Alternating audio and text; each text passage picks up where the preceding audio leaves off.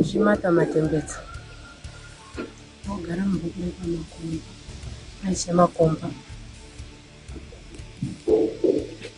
Takashakirwa nemwana musi wa9 August. Ndine 9 months. Kurwara kwemwana hakuna kutombotsaruka futi. Anomborwara kwenguva yakareba. Ndofunga 2 days ndo dzaatonyanya kubatisiswa kuti mwana unorwara. Akangoita semunhu une flu here. Akadoti tonyatsozwisisa kuti zvakafamba sei nehosha angototadza kuzvitsana kuti saka mwana uya ane mwedzi ashaika. Ndopandakazoti ndikuenda mumvura. Paakachengetwa mwana uyu padhuze nepatinochera mvura. Saka ndiri kuenda mumvura ndopandakazoona nzira iri kuenda patakachengetedza mwana iramba ichingotsvukira. Saka ndopandakazodongorera kudai kobva ndaona ichari yemwana yakaenda nemwana iri apo. Kobva ndatoona mukadzi anga ari kufara kuenda kuchechi ndikati ndochiti kuti ndiri kuona akaza nyaya yakutoda kwasabhuku.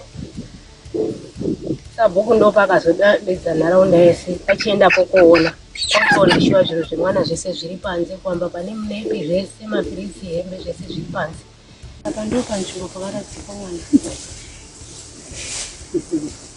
Takaona pafukunudza. Vakadzi mwana dzangu simudzira. Dzienda dzake dzisati rari apo. Nashari ari apo. Asi kuona kwenharaunda hatina kuona mwana kuti wakaenda.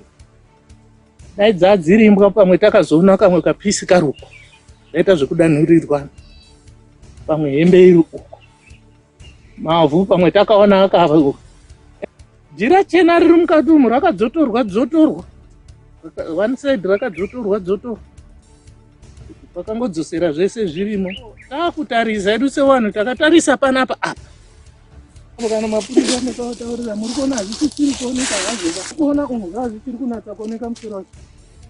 Nyaya yekutenderera panzvimbo kuti vanhu tione kuti pamwe pane chatingaona. Inyaya yakataurika shuwa vanhu takaungana. Asi point iyeyo haina kubudaba. Toti murume wedu asati atopinda zvekuti inini chechaita haina kubuda ndopakapazwa vanhu tanga vaenda kumapurisa.